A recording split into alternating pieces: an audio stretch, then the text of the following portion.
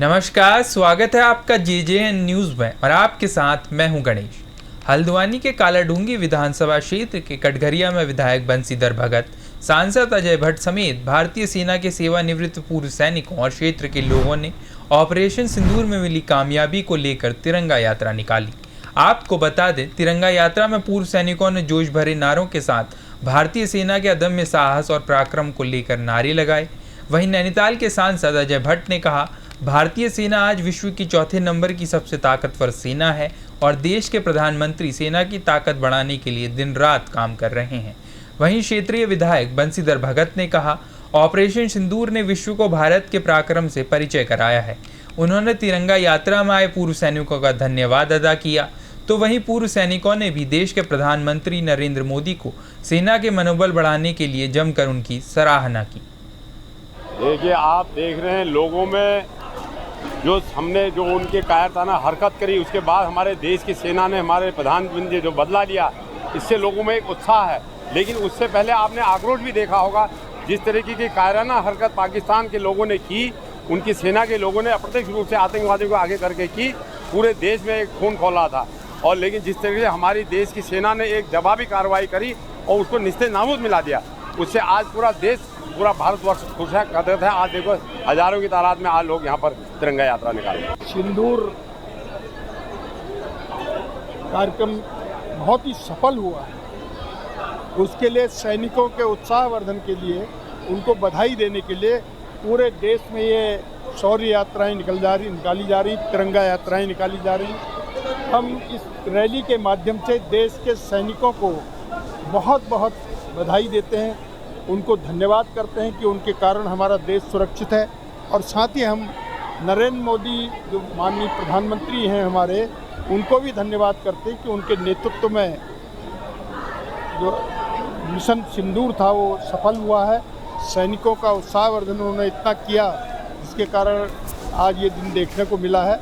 मैं सैनिकों को बधाई देता हूँ, माननीय प्रधानमंत्री जी को बधाई देता हूँ और साथ ही दूर दराज से आए इन सभी कार्यकर्ताओं को बधाई देता हूँ कि इस भीषण गर्मी में भी अपने घर का काम छोड़कर सब, देखो, महिलाएं आई हैं, पुरुष आए हैं, युवा आए हैं, वृद्ध सैनिक आए, सबको बधाई देता हूँ। सैनिकों के प्रति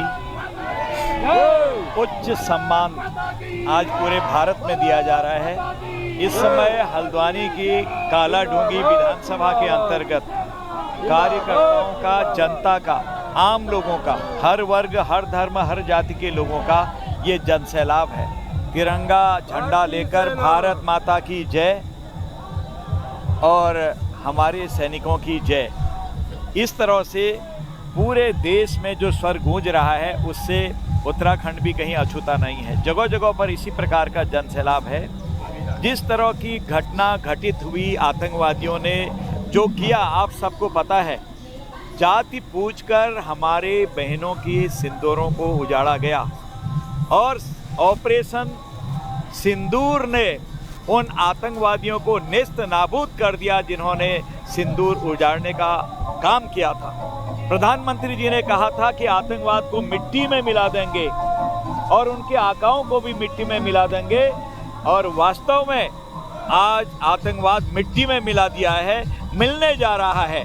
हमने अपने वहां बैठकर उनके आतंकवादी ठिकानों को निस्त नाबूद कर दिया है। आप सब जानते हैं, जो उन्होंने युद्ध छेड़ा हमारे प्रति, एक भी उनका मिसाइल या फिर उनके ड्रोन या उनके हथियार काम नहीं कर पाए हैं। आप सब जानते हैं, आज पूरी दुनिया में भारत का डंका है।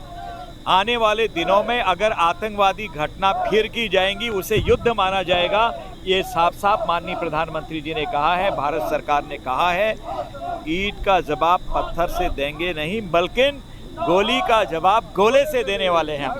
आज हमारे पूरे नैनीताल जिले के गौरव सेनानी यहाँ पर काफ़ी जोश में हैं और हम लोगों ने जो हमारे साथ के जो सेना में बॉर्डर पार करके पाकिस्तान के छक्के छुड़ाए, उनका हौसला अप करने के लिए हम गौरव सेनानी जो रिटायरमेंट आके फिर हम लोगों ने उनको दिखाने के लिए, यह उनको भरोसा दिलाने के लिए यह रैली निकाले की है। इसमें हजारों की संख्या में हमारे गौरव सेनानी यहाँ पर आए हुए हैं। हमारे अधिकारी साहब लोग और कर्नल जंतवाल साहब और कर्नल रौतेला साहब भी यहाँ पर आए हुए हैं और हमारे साथ सभी लोग मिलजुल के हम लोग यहाँ पर पहुँचे। हमारे पर्यटकों पर धर्म पूछकर हत्या की गई थी, लोगों का सिंदूर, हमारी महिलाओं का सिंदूर उजाड़ा गया था।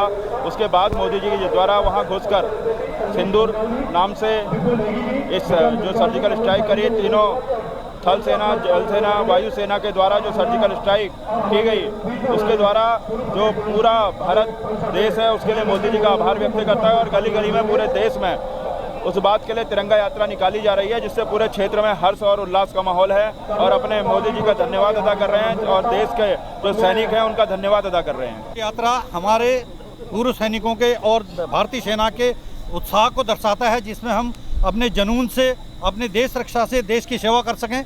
और आज इसका एक नमूना आप देख सकते हैं कि कितना जुनून हमारे सेना और पूर्व सैनिकों में, जो गौरव सेनानी है, उनमें देखने को मिल रहा है। आपको इससे आप बिलीव कर सकते हैं कि हमारा देश, हमारी सुरक्षा और हमारे जो बॉर्डरों की सुरक्षा उसमें सुनिश्चित की जा रही है। और आपको विश्वास दिलाते हैं हम कि इसमें हम 24 घंटे तैयार रहेंगे। चाहते हैं कि पाकिस्तान द्वारा प्रोपेगेंडा फैलाया जा रहा है उनके देश के अंदर, उस प्रोपेगेंडे को लेकर आप क्या कहना चाहते हैं?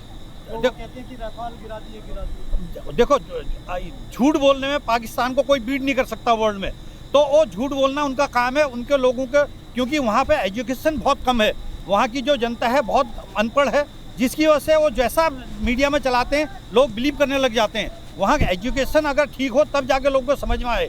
और लेकिन जो जितना भी प्रोपेगेंडा वो फैला रहे हैं वो बिल्कुल झूठ है। हमारे भारतीय सेना का जो शौर्य आपने देखा, वो अगर यही लड़ाई 3 और 4 दिन और होती तो आप देखते पाकिस्तान का क्या हाल होता। यही एक कारण है, वो जाके दुनिया भर में रोता रहा और कहता रहा कि सीज फायर कराओ। और ये हमारे देश की एक महानता है, जिस पर हम कहते हैं कि हमने उनको माफ़ किया है। फिलहाल के लिए इस खास खबर में इतना ही। बाकी की तमाम खबरों के लिए आप देखते रहिए JJN न्यूज़। धन्यवाद।